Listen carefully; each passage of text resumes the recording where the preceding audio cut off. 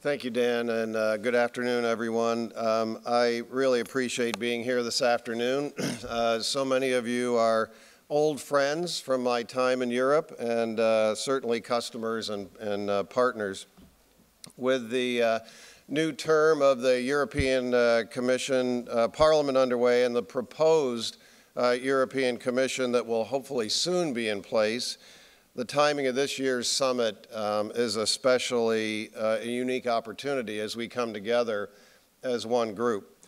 Whenever I travel overseas, I'm always encouraged to see the degree in which mobile and internet technologies have become embedded throughout the global marketplace.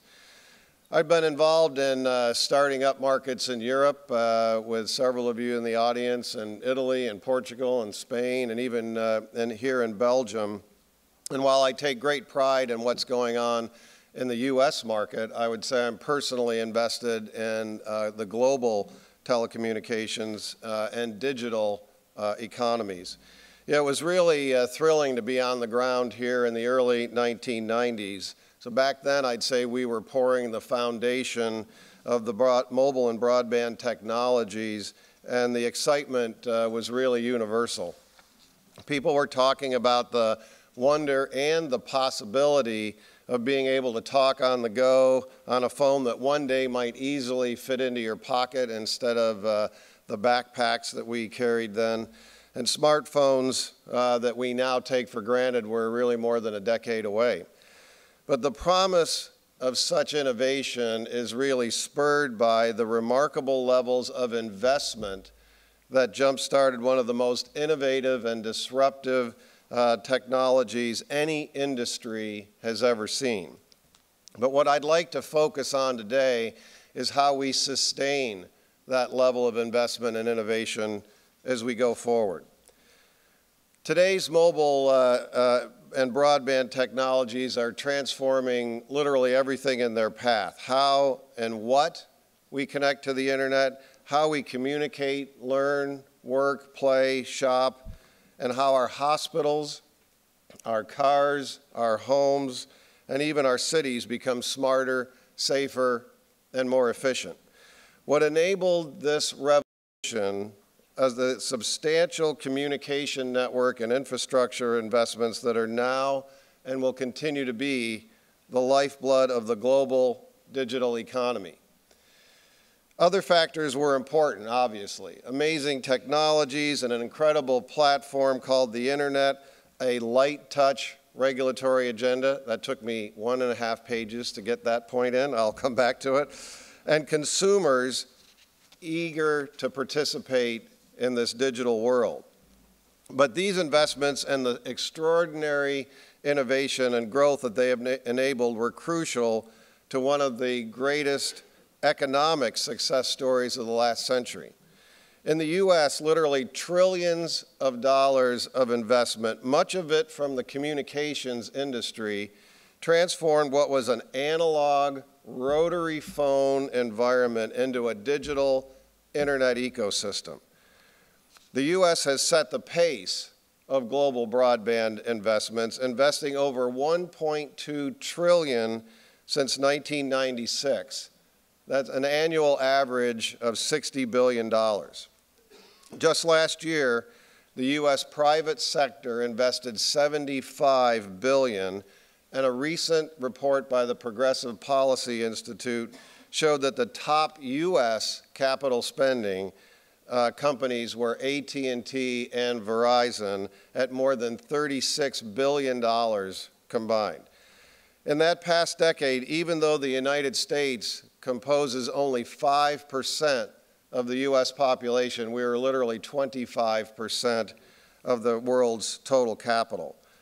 The result today, I would argue, is that the U.S. is a global leader in broadband availability and is realizing the far-reaching pull-through benefits of the broader digital economy.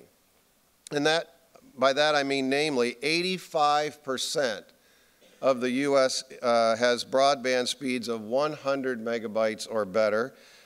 93% of the U.S. has access to cable broadband. 97% of the U.S. has access to broadband LTE. And of the world's top 25 internet companies as measured by market share and revenue, 15 of them come from the US. This transformation of America's digital ecosystem has continually reminded us that today's digital economy has zero patience for any stakeholder or any region that does not continually reinvent the way they do business. At Verizon, this reality has impacted nearly everything we do, and as many of you know, we've been investing in that high-speed digital network and reinventing ourselves for decades. We've built a global platform that enables innovation and supports an ecosystem of solutions that leverage our networks to solve the world's biggest problems. We've connected homes and businesses with the most aggressive and expansive fiber optic network in the US, and our global internet backbone transports massive amounts of the digital cargo across 6 continents, 2,700 cities, and 150 countries. Those ongoing investments in this global network enable us to operate extensive cloud networks that safeguard digital information while being a leader in cybersecurity and data analytics. Finally, since 2010, we've led the US in the deployment of 4G LTE technology, which now accounts for nearly 40% of all the world's LTE connections. As the world's first mobile broadband experience, LTE is the most dramatic technology in the communications sector and business and consumers as a whole. Today, more than 2.1 billion consumers subscribe to mobile broadband service with an annual growth rate of 40%. Global IP traffic has quadrupled over the last 5 years and continues to grow at 20% a year. By 2017, mobile devices will originate more internet traffic than wired devices, with mobile data growing at 66% a year. Where LTE is a real game changer is video. Internet video is expected to make almost 70% of all consumer internet traffic by 2017, and video on demand traffic will triple. We know that consumers increasingly want their video on the go. In fact, earlier this year the US marked the first time ever that consumers spent more time watching TV on mobile devices than on desktops or laptops. So to stay ahead of these consumer demands, network and infrastructure investments in the US and here in Europe will be crucial to the ongoing growth and innovation in that digital economy. But these investments will only continue with a regulatory approach that provides certainty for capital investment and meets the needs and the demands of consumers. If handled correctly, the regulatory approach will continue to foster a digital economy that's capable of opening new markets, enabling exciting new technologies and platforms, and ushering in new opportunities for individuals, businesses, and countries. These opportunities can and should be growing for everyone, the United States, for Europe, and for emerging markets. Yet realizing these possibilities is far from a given. If you look back, some of the technology giants of the 1990s are shadows of their former selves. All across the world, we have almost 20 years worth of long-standing companies and startups that are no longer relevant because they were unable or unwilling to adapt to this ever-changing world. And I would say what's true in the marketplace is also true in the regulatory world. In the US, we've learned a variety of lessons, sometimes the hard way, that have helped us better understand the market conditions that are needed to maximize these critical investments, stimulate innovation, and realize the significant opportunities for economic growth and social benefits made possible via this revolution. To say some of these opportunities are significant would be a massive understatement. The global digital economy is now important to the world's economy as energy, financial, and transportation industries, both as a standalone sector and as a far-reaching enabler of innovations across all industries. Consider these facts. According to the Boston Consulting Group, the digital economy is expected to exceed $4 trillion in the G20 economies by 2016. If the digital economy were a national economy, it would rank 5th in the world, behind the United States, China, and Japan, and ahead of Germany.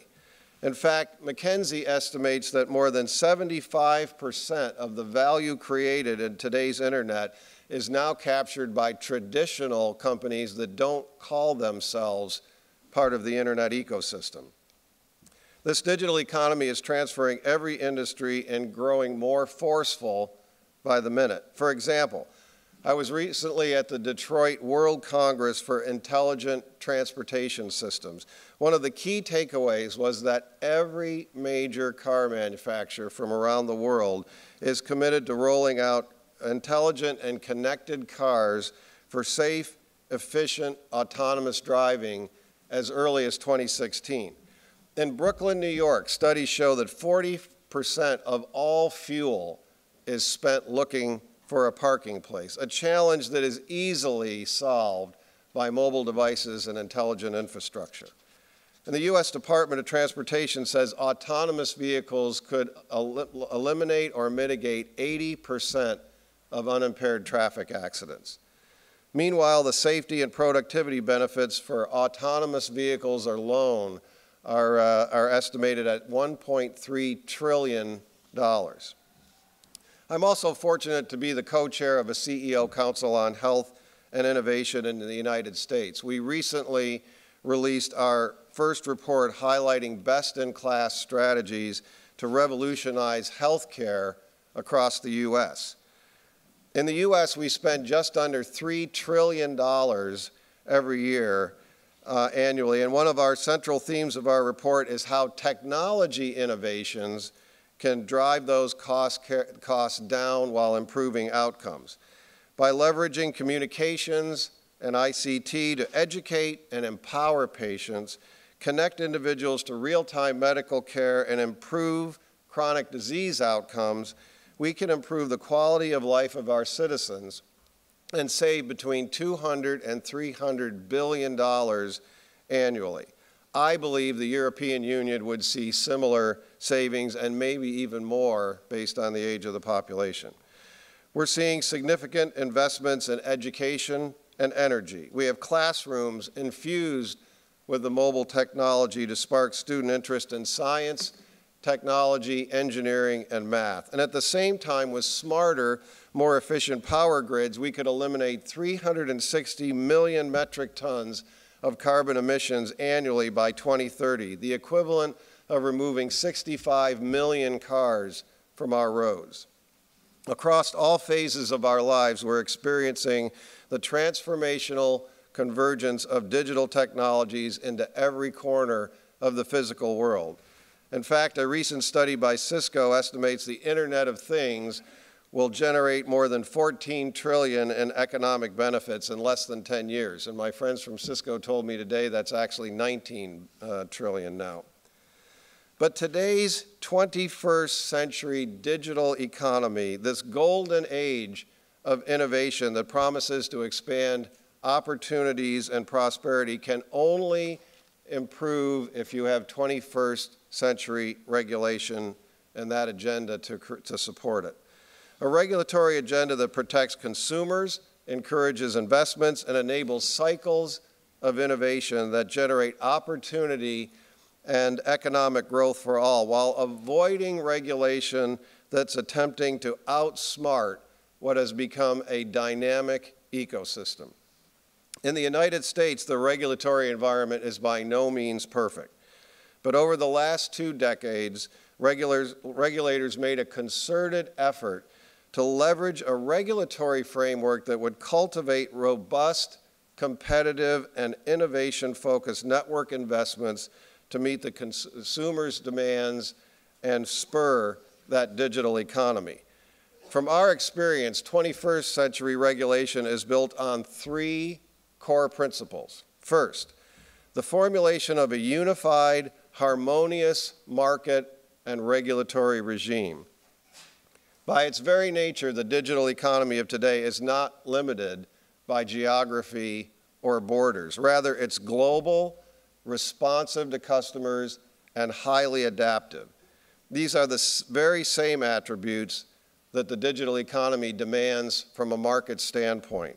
In the U.S., mobile companies have one unified market and one regulatory regime to navigate. The same is true for wireline broadband. In Europe, I don't need to tell you the number is 28. A unified market provides the economies of scale and a consistent regulatory environment required to incent meaningful infrastructure investments and reinvestments. Our capital-intensive business dies without scale.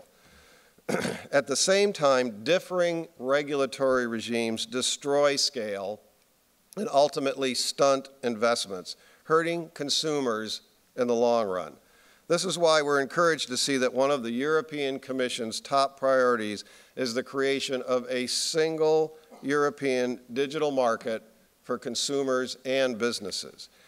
A single market that will create a true level playing field for competitors, provide customers with greater choices, and modernize and simplify regulations for all stakeholders. The European Commission estimates the creation of a single digital European market would be worth 110 billion euros each year to the European Union's GDP. That's powerful testimony to how important a unified market is in today's global digital economy. The second principle enabling U.S. digital investment and innovation is that light touch regulatory approach. We believe a light touch approach means a commitment by regulators to avoid adding artificial constraints on the market that do not address a demonstrable harm to consumers. Absent heavy regulation, today's digital economy will grow in an environment where investment is rewarded and companies will seek out innovations and solutions to meet those consumer demands. In the U.S. in the early 2000s, we saw the flow of investments pick up when the U.S. removed onerous regulations that limited phone and cable companies from competing against each other. Not surprising, this is when high-speed broadband to the home really took off. On the mobile side, U.S. regulators have largely chosen not to regulate wireless networks and services, a central reason why the U.S. mobile industry continues to be an incubator and a magnet for global investment and innovation. But to this day, the U.S. still hasn't completely learned from our history, and we're seeing troubling signs from regulators. The most recent is the ongoing net neutrality debate, which I know you'll talk about more this afternoon. Some will say that this is a debate about open internet. I would say it's not. Every carrier, every member of the ecosystem supports an open internet. At Verizon, we've provided consumers exactly that. They can go online anywhere they want, when they want, using any device they want. The question is simply, what level of regulation should be applied to ensure the internet remains unconstrained by any player? And by that I mean not just network operators, but search engines, device manufacturers, OSs, content providers, or application developers. For nearly a decade, network management has been essential in building the internet to what it is today by ensuring that everyone at all times has access to the internet in an open and reliable way. This has meant allowing providers to focus on their customers and manage their networks to handle applications and services, mainly video, that consume a disproportionate amount of bandwidth, which could prevent the free flow of other types of content across the network. If we think about a world where regulators can suddenly oversee networks, technology, platforms, pricing, investment and innovation will come to a grinding halt and the consumer's experience will suffer. History has repeatedly warned us of the dangers of overregulation, but thanks to a light touch, or what I would call rightly regulated approach, an open internet has flourished without artificial constraints and evolved through the demands of consumers, as well as a result, an amazing resource for all of us. Finally, the third and vital principle to our 21st century regulatory environment is a framework that empowers consumers and purposely promotes platform and technology competition. Our industry is dynamic and demands freedom to evolve in order to meet customer needs. This is magnified when dealing with a digital economy that now consists of so many diverse players, contributors, and partners. The U.S. approach to technology deployment has been to embrace and foster competition among all these different players, removing barriers to entry and encouraging us to stretch into each other's markets. Between LTE, fiber to the home, cable, DSL, satellite broadband, almost all Americans have access to broadband services, and in most cases have the ability to pick between 5 different carriers. Competition in the U.S. market has never been stronger. Accordingly, American consumers have never had more choices, freedoms, and benefits thanks to a market built on competition. Trying to predict and to regulate how a specific technology will evolve is simply not possible. Like the internet itself, a progressive regulatory framework must be free of static regulations, reflective of today's market realities, and based on open standards that accommodate all technologies without favoring one over the other. The U.S. has purposely created a regulatory framework that ensures consumers are the most efficient or most effective and influential decision makers when it comes to the technologies that flourish, the platforms that succeed, and the prices that can be solved. Overall, our transformation of the Americans' digital economy have thrived due to an ecosystem that has been unified, lightly regulated, and reliant on technology and platform competition. And the end result is America is now more empowered and influential than ever before and are benefiting from one of the most robust ecosystems of investment and innovation in the world.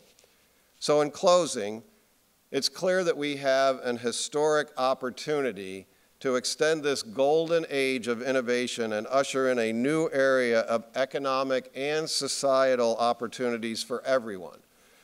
The first wave of this digital revolution has been remarkable, and the next wave has the potential to be even better. But yet we must remember that today's 21st century digital economy requires the full power of a 21st century regulatory agenda where players are rewarded for revolutionary thinking and are able to think and invest like technology companies, not like public utilities. We all need to roll up our sleeves and continually fight for progressive, forward-looking regulatory agenda that prioritizes the consumer and promotes the capital investment needed for the next great era of change. Doing so will open markets, engage new users, and fuel new innovation capable of delivering powerful answers to solve the world's biggest problems. Every day, we're all faced with decisions that challenge us to choose one of 2 clear paths: do what's required to be part of this extraordinary digital revolution, or maintain the status quo and miss out on the most powerful engine of today's global economy. We're all vested in this together, which is why our collective ability to do what's required to be part of this extraordinary digital revolution is vital to the United States, vital to the European Union, and frankly, vital to the world. Thank you very much.